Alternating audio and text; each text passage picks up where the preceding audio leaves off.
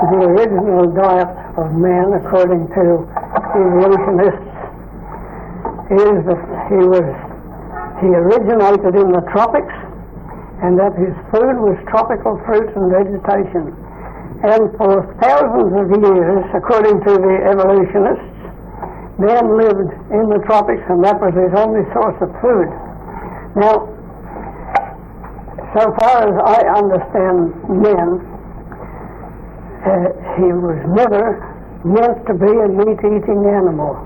Now, I know that our aborigines, apart away from civilization, do eat meat, but they don't eat it the way we eat it.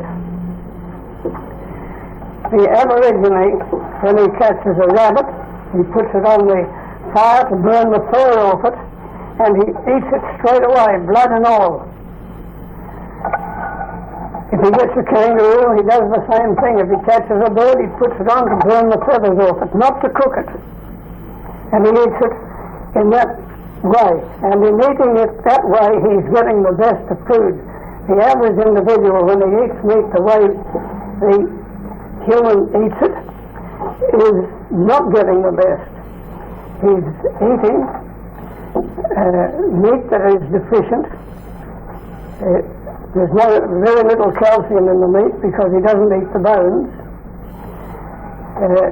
The dog, when it eats meat, catches a rabbit, for instance, it eats the rabbit, fur, bones and all. And in that way it's getting a proper diet. It's not a cooked food. He eats it before it's cold. And he eats bones, fur and all. Now, if you're prepared, or the human is prepared to eat meat that way, well, I would say that they're getting a better deal than they're getting by eating meat that's hung up in the yard for a fortnight. Meat is decomposing, and it doesn't matter a continental whether you kill an animal or what animal you kill, immediately life ceases, it starts to decompose. That's the natural order of things, and that natural order of things cannot be stopped. You retard it by putting meat in the refrigerator, but you don't stop decomposition. Well, there's a counter. There's still an argument for the flesh eaters. They argue this way, that it's been proved by men in charge of large groups of men, such as convicts and soldiers, when they're rebellious, the first thing the authorities do is cut their meat ration down. The analogy being that meat produces aggression. All the successful aggressive warlike nations have been heavy meat eaters in the past, as a rule, especially in North Europe. Now the action for survival in the past on man has been aggression. Man is an aggressive animal by nature.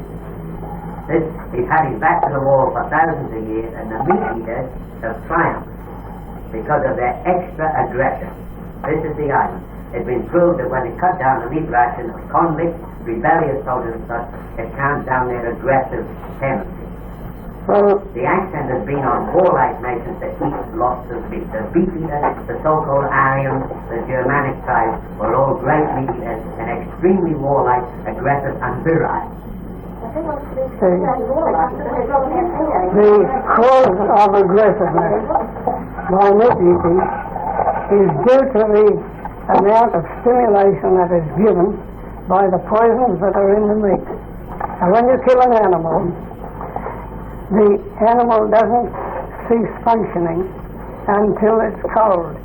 And during the time between the killing and the coldness, or the rigor mortis sets in, the organs of the body are functioning, the cells of the body are functioning. They're doing no bloodstream to carry away the waste material. That waste material stays in the meat. And that waste material is the cause of stimulation and the cause of aggressiveness. Now, Sir, I forget his name, but he was for 4 years in India, and he studied the Hamsas, and he made tests of different diets on mice and rats, and he found that according to the diet, say the that would act. Put on some of the lower class diets, the rat became aggressive, fighting, altogether an unsociable animal.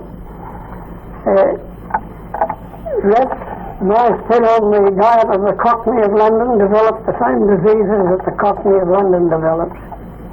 And so the experiments that this doctor made, I can't think of his name. McHarrison. Yes, McHarrison. And that he lectured before the medical profession, giving them the results of his experiments, but they didn't take any notice of him. And yet, he definitely proved, beyond the shadow of a doubt, that according to the diet the individual lives on, so will his nature be. And the man becomes aggressive because he eats dead foods that are poisoned. And if you want to lose that aggressiveness, you've got to get onto a diet that is free from stimulation. Yes.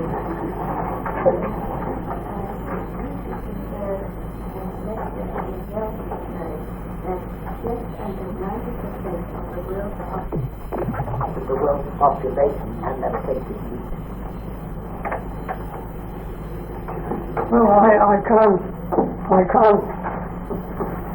comment on that because I don't know the percentage who haven't tasted meat.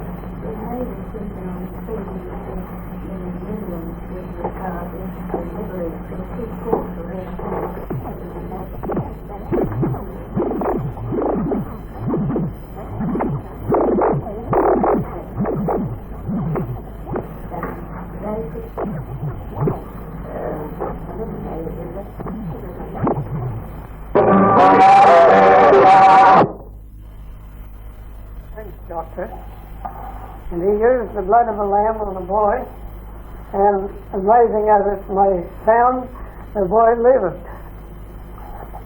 And transfusion became popular for a while, using animal blood. But unfortunately, using animal blood after the initial success, the animal blood caused death to everyone that they transfused. Now, milk is the blood of an animal. During the pregnancy period of an animal, the fetus is fed from the bloodstream of the mother. And when the animal is born, the baby animal is born, that bloodstream that fed the fetus is turned into milk.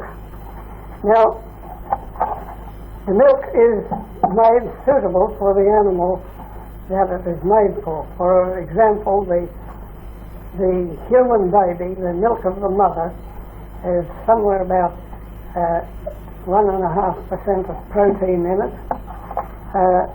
The milk of a sheep has a much larger protein because the little lamb grows much more quickly than the human baby.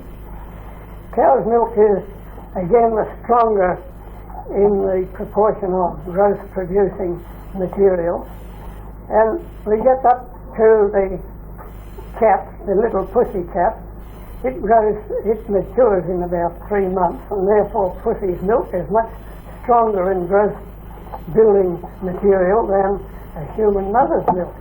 And we get the little rabbit, and the rabbit's milk is very, very rich because the little rabbit is full grown in about 2 months.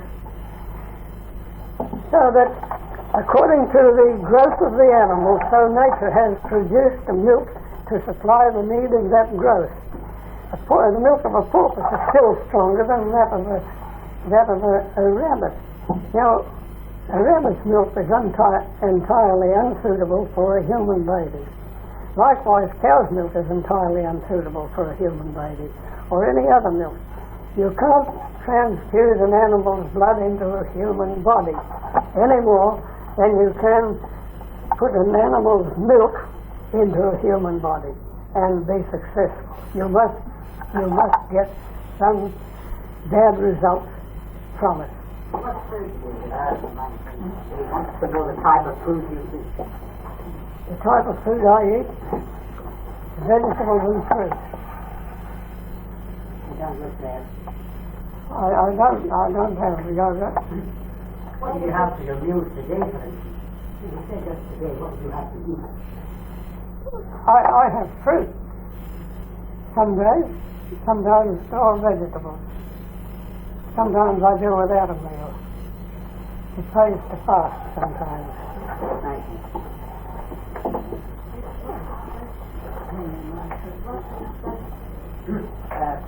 What is goat's milk? Goat's milk is just the same as any other animal's milk. The difference is in the proportion of growth-producing material in it.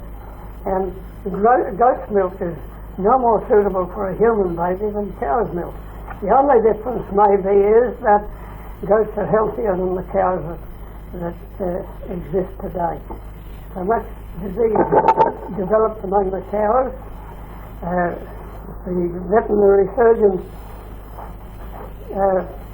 cures the disease, or supposed to cure the disease, by putting in penicillin, and that penicillin comes in the milk.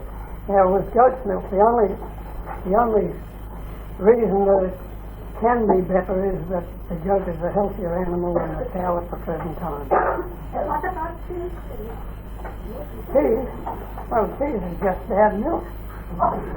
Thank you. Look, you can take it this way. Here's milk produced by the cow. It's for a calf. Now that milk, when it's in the cow's udder, is good milk. When it leaves the cow's udder, it starts to decompose, or otherwise rot. And if it's kept for a little while, it'll go sour. And you say it's bad. But that milk's been going bad from the time it left the cow. Don't you see? Only you couldn't detect it. Only when it became sour and smelt sour and tasted sour, you understood that it had gone bad. But it had been going bad from the time it left the cow's udder until you were able to detect it. The same way with meat. Meat starts to go bad as soon as it is killed. But the meat in the butcher's shop, you can't smell it, but the blowfly can. And the butcher sprinkles formalin over it. He's allowed to put 3% on sausages, and he puts about 28%, because the stuff's bad. It's going bad, but the people can't see that it's going bad. Until they can smell it bad, they say it's good. Isn't that true with vegetables, though? Carrot juice is very beneficial, but if you leave it overnight, it's highly poisonous. It starts to die. I agree with you. And when you draw juice from a vegetable, you want to drink it straight away. It starts to deteriorate as soon as you expose it to atmosphere. Same way you cut an orange and leave it exposed to atmosphere, it starts to go bad. The best juice is juice that's freshly expressed. If you put it in the fridge and keep it for a week, it's not good juice.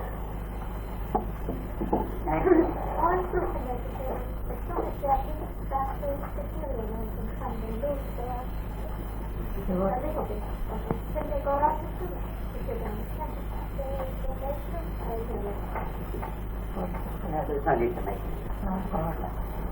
Well, I thank you, ladies and gentlemen. Have a pleasant evening.